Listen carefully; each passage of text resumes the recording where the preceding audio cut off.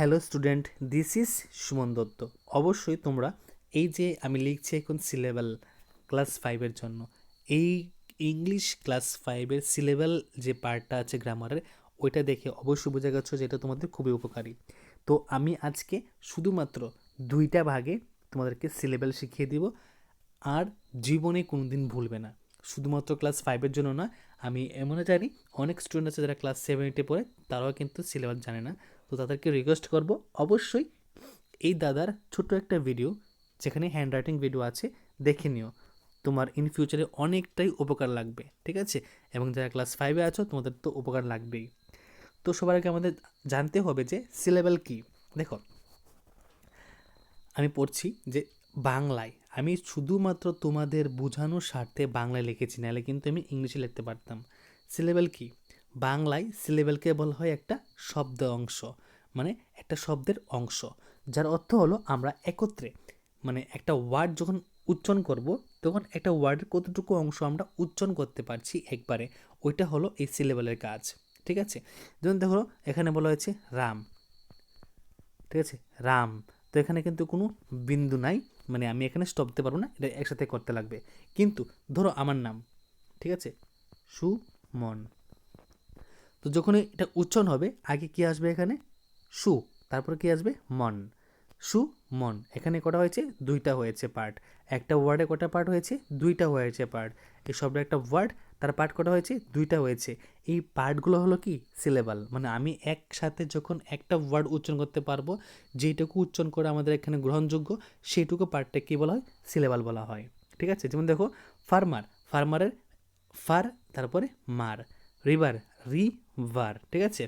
তো আমাদের এখন জানতে লাগবে যে সিলেবাল কত প্রকার ও কী কী। বেসিক্যালি সিলেবাল 4 প্রকার, মনে রাখবে, আমি লিখে দিয়েছি সিলেবাল 4 প্রকার। প্রথম যে সিলেবাল আছে সেটাকে বলা হয় মনোসিলেবাল। মানে মনোসিলেবাল ওটাকে বলে যেই ওয়ার্ডগুলো আমরা যখন উচ্চারণ করি প্রথম থেকে শেষ অবধি একই থাকে, মানে এখানে কোনো ব্রেক দেওয়া যায় না। যেমন এক্সাম্পল, ম্যান,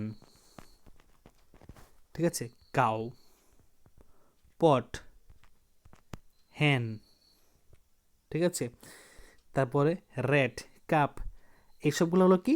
মনোসিলেবল। তারপর ডাই সিলেবাল, যেখানে ডাই লেখা থাকবে, ডাই মানে 2টা, মনে রাখবে, ডাই মানে 2টা।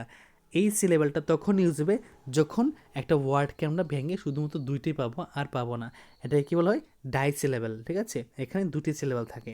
এক্সাম্পল, বেবি, বি এ একটা, তারপরে প্লাস দিয়ে বি ওয়াই, বেবি, ঠিক আছে? ডক্টর, ঠিক আছে, ডিওসি একটা, আর একটা টিও আর একটা, ডক্টর, 2টা হয়েছে। এরকম যখন একটা ওয়ার্ডকে উচ্চারণ করলে 2বার ভাঙা যাবে, এর বেশি ভাঙা যাবে না, এটাকে বলা হয় কি? ডাইসিলেবল। ট্রাইসিলেবল, ডাই মানে 2, ট্রাই মানে 3। সেমভাবে যখন আমরা একটা ওয়ার্ডকে ভাঙি, যদি এখানে 3বার ভাঙন যায় তাহলে এটা কী হবে? ট্রাইসিলেবল। যেমন দেখো, স্যাটারডে, সেটারডে, আমব্রেলা, আমব্রেলা, এটাকে 3টা ভাগে ভাগ করা যাবে, কিন্তু আর বেশি ভাগ করা যাবে না, ঠিক আছে? তারপর পলিসিলেবল, এখানে 3টির বেশি সিলেবাল ব্যবহৃত হয়, এখানে 3টির বেশিও সিলেবাল ব্যবহৃত হয়, এটাকে বলে কি? Polysyllable. Example, examination, exa plus mini plus ne plus son, ঠিক আছে? University, U plus ni plus ver plus si plus T Y, university, okay? তো আজকের জন্য এখানে ভিডিও শেষ করলাম। এই যে সিলেবাসের, সরি, সিলেবালের উপর কি? সিলেবাল, এই যে সিলেবালের উপর একটা গুরুত্বপূর্ণ ভিডিও দিলাম, ঠিক আছে? ভিডিওটা 4 মিনিটের হবে, তো অবশ্যই গিয়ে দেখে আসবে, তোমাদের খুবই উপকার লাগবে। তো দেখা হচ্ছে একটা গুরুত্বপূর্ণ ভিডিওতে। সবাইকে অসংখ্য ধন্যবাদ।